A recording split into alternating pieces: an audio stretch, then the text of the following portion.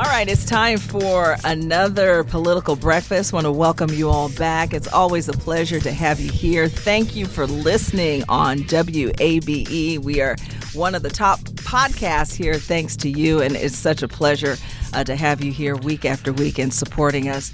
With me are our loyal strategists and dependable strategists, Brian Robinson and Tharon Johnson. Good to have you. Welcome to another week. And boy, it is quite the week. A lot going on in politics over the weekend, wouldn't you say? It's a blizzard of news all the time right now. I have a headache. I do. Yeah, but it makes political breakfast and everything else so important because I know folks are definitely wanting to know what's going on. But I can't say that I'm surprised that this is happening. This is what half of the American public wanted. They wanted someone like Donald Trump to go in and be disruptive, and he's answering that campaign promise to those people who voted for him. The sad thing, Lisa, just to jump right in, is that you're now hearing so many people in some of these rural counties, some of these rural cities who voted for him, and it's like, oh my God, is my funding going to be affected? Is my school going to be affected? And I know we'll probably get into this later, but with the most recent news of these tariffs, which B-Rob has been talking about, which I know he'll have some viewpoints on, is, that's just kind of where we're going. But I think ultimately, look, this is the way politics in America looks in 2025. I wanted to start off and just say kudos to Governor Kemp. He started off the week recognizing Black History Month, and not that he wouldn't have anyway, because, he's very in tune to, the needs of all Georgians, I think. But I think he really read the room because, people of color, undocumented immigrants, and so many of us are so unsettled right now. And I just wanted to give kudos to him for just starting the week off, paying homage to Black History Month. I saw that statement. It was great. And he was right. He listed various industries and sectors where Black Georgians have had tremendous impact, not just on our state, but on the country and in the world. And when you look at Black History Month as a month of American history, because obviously Black Americans are a big part of our nation's story, Georgia is a place where Black history perhaps stands out a little more than in other parts of the country. We are the cradle of the civil rights movement, but that's just one element of it. When you look at, iconic figures in sports and entertainment, but also in business and in educational endeavors, Georgia has just been a leader when it comes to Black America. And I appreciate Governor Kemp highlighting that and making sure that all Georgians know that this month is important to us here in Georgia. In wake of these the DEI initiatives and movement, Tharon, and I know you have some strong thoughts there. We have the Georgia Legislative Black Caucus, responding as late as this morning, to some of the measures that the Trump administration is taking. I mean, it really is unsettling times for all of Georgians, I think. Yeah, I mean, I listened to the podcast last week, and you guys had a pretty robust conversation about, what was going on in the country and where we're headed. The most disappointing thing to me, Lisa, and I just have to go there, is for the President of the United States of America to blame DEI for the lives that were lost. I think now upwards to 60 plus of an unnecessary, horrific plane crash. His words, not mine. One of the things that I want us to do, because Republicans did a really good job of this in 2021 and all the way up until the end of 24, they reminded us of every single thing that they thought that Biden was not doing right. Well, I'm going to come on this show, February, Black History Month, and say that for the President of the United States of America to let the families hear the first words out of his mouth, in a conference, was that this was all about DEI. Well, that's just blatantly false. We've all now seen the captains of the Black Hawk, the people on there. The families are still being contacted. So it really shocks me more than anything, Lisa. Yes, I praise Governor Kemp. He does it every year. He signifies how much Black history means to this state. But will his deeds and his duties and his policy decision makings reflect that throughout the year? And I just don't hear enough Republicans pushing back on the attacks of DEI. I mean, we woke up Monday morning saying that Elon Musk, a private citizen, has now been instructed or approved by the President of the United States of America to shut down a whole federal agency, right? The USAID, the USAID Department. These are folks who are terrified that whether or not they're going to have a job. And so, look, Lisa, I guess in Donald Trump's term, you, myself, and Lily, we're all DEI hires, right? Because last time I checked, a white female was a minority in this country. You're a black female. I'm a black male. So the only non-DEI hire on WABE 90.1 Political Breakfast podcast is the whitest guy, on this podcast, and that's Brian. But Brian, you're standing strong with us. He's standing strong, right? Yeah, and standing strong with us. Yeah, he's standing with us. Rob knew the smoke was coming. He supports today, right? us. Yeah, he knew this was coming. I mean, let's think about that. WABE, the woman who runs this nation, can technically, I can make a case that she's DEI in Trump's terms. So that's just where we are, Lisa. Look, America, y'all voted for him. The people who did, I don't want to hear it. I don't want to hear, oh my God, I didn't think it was going to be this bad. But guess what, Lisa? There are a lot of quiet cheerleaders out there. There's some sideline soldiers that are applauding what President Trump is doing right now. Oh, don't get it twisted. You may feel this way, but there's a lot of people who you interact with on a daily basis that are happy of what's going on in this country. And I think that it's terrifying. And last thing I'll say, kudos to the folks who shut down Buford Highway in a nonviolent, peaceful way and protested what we're seeing with the ICE raids, families being scared to go to the grocery store, families being scared to go to the schools, scared to go to their jobs.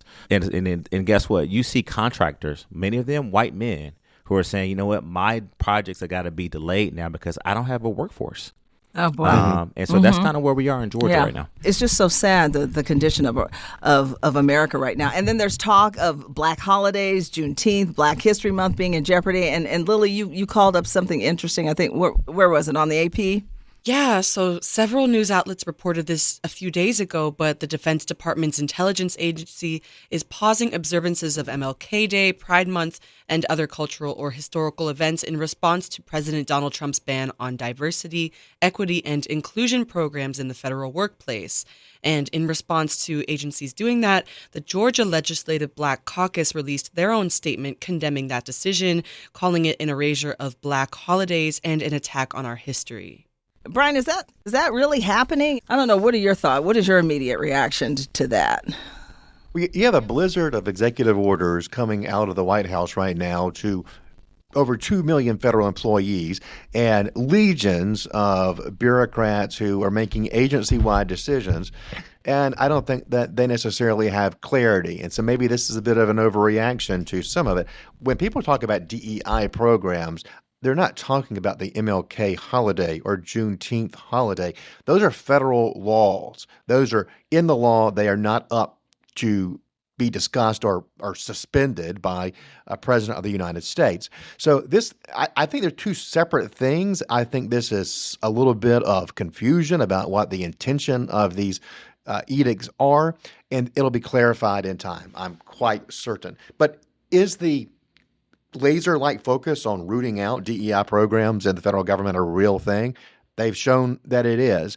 We have seen a very different approach from the Trump administration in 2025 than we did in 2017. When they came in, they had no idea how the federal government worked. They did not have a team around them. They were so anti-establishment that the folks that they brought in didn't know where the levers of government were. This crew obviously does. They came in with a plan, and they are shooting a lot of bullets out of the gun right now. Maybe that's the wrong metaphor to use in today's environment, but they are definitely throwing a lot of spaghetti onto the wall. And not all of it's going to stick. Some of it's going to fall to the floor.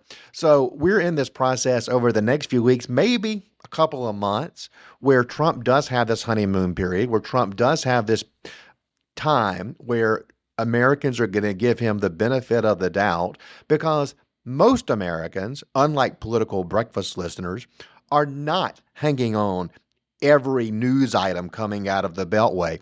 They are going on with their lives, and a lot of this is just noise to them. But when some of the sort of the meta messages of this administration begin to come out, I think you're going to start seeing a little bit of reaction from the public. And a lot of this stuff, when it comes to the DEI, will be settled, I think, in the next coming weeks. What's going to be interesting, where I think the honeymoon will come to an end, is if these tariffs that went in over the weekend begin to increase prices at Publix and Kroger or Trader Joe's, where Tharon goes, apparently. When Tharon's Trader Joe eggs go up, So this can impact prices at the grocery store. The tariffs are something that are a bigger picture discussion for us to have here. Maybe not today, maybe today, but it's something that I think is part of a larger geopolitical struggle with other countries. And the administration's message of Americans will understand the pain, I think that is a misunderstanding of where the American people are. If I was him, I would not have done the tariffs that would raise any prices right now. Let's let this inflation animal get tamed, and then let's have a discussion about trade policies and fairness and leveling playing fields and taking on China. That's my advice. Yeah, you got people running to the store now, stocking up because they're not really understanding where tariffs is going to take us, Tharon. So yeah, I don't know. Costco What are your was a thoughts? madhouse this weekend. Yeah. Stacking up on frozen goods.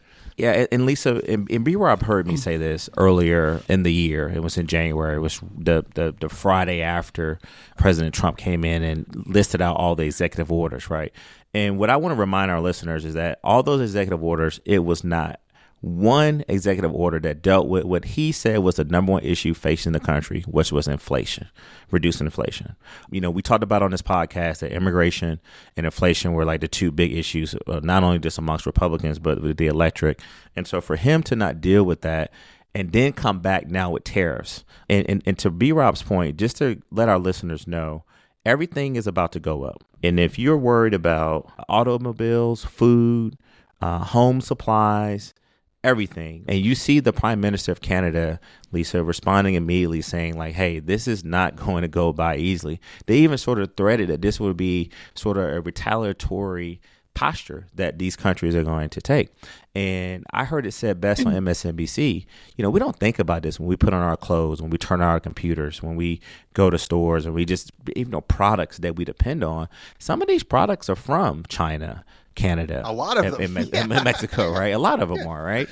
And so, Lisa, what I also said I was not going to do in 2025, which I think cost us the White House, is I'm not going to overly react to every dumb thing that Donald Trump does, right? Because I felt like the American people knew who they were voting for. Again, 70 plus million people voted for this man. They knew where they were getting with him. So we can't overreact on everything. The DEI is very serious. The tariffs are deeply concerning.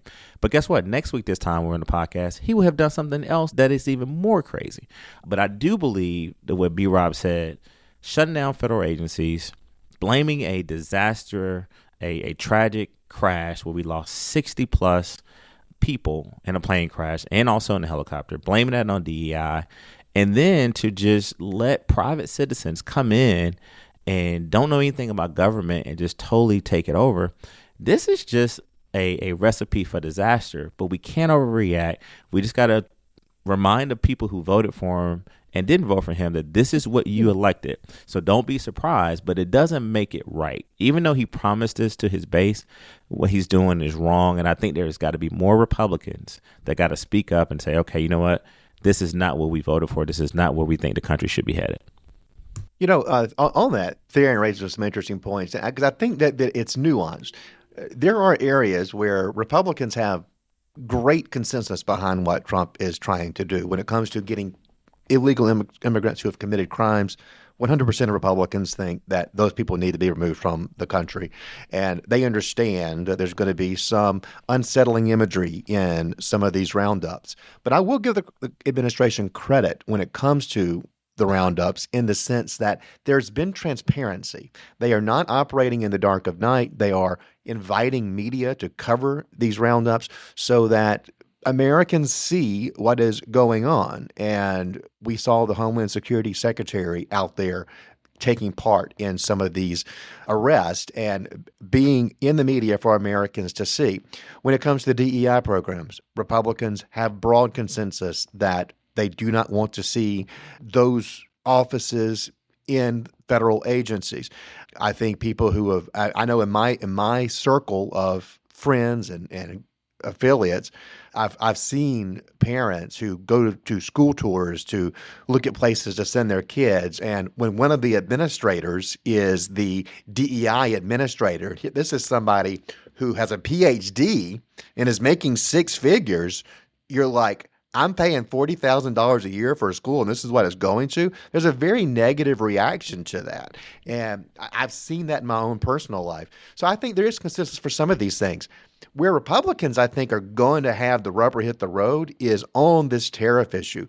The Republicans have been the free market party for generations, and it has been Republicans who have pushed for free trade agreements to lower costs and to create efficiencies in the market that benefit all of us and raise wages. There are downsides to free trade, and we have seen it. We have seen our manufacturing sector gutted over the last 25 years. I saw a statistic on 60 Minutes Sunday that showed the nosedive of manufacturing jobs from the beginning of the Bush administration in 2000 until through the Biden administration. So that is something serious. That is something real. And we do need to talk about it. We need to figure out how to do it. I don't know that blunt force tariffs are how you do it. What I'm hoping, this is my hope, 'cause I am a free market Republican. I will not back down from that. I will not say I don't believe in free markets just because my party has deviated somewhat from that orthodoxy. I still believe the same things. But if Trump is doing these tariffs as a negotiating tactic that will change trade policy in a way that meets the needs of America, I will relent. But if it's not going toward lowering prices and efficiency and raising wages, then we lower the quality of life and the standard of living for Americans. President Trump is back at work and doing his thing, so there'll be certainly more to talk about in the coming days. Thank you again for joining us for another week of Political Breakfast. Shout out to Beyonce, who won Album of the Year at the Grammys and who's heading to Atlanta for one of her first concerts. So, yeah. Or a country album. Country album. Point out. Yes. Talk about American fusion, right? Well, hey, Lisa, you and everybody else was screaming, but I guess the Republicans are going to call that a DEI Grammy too, right? And on that note, we will end the week. All right. See y'all next week. Bye, guys.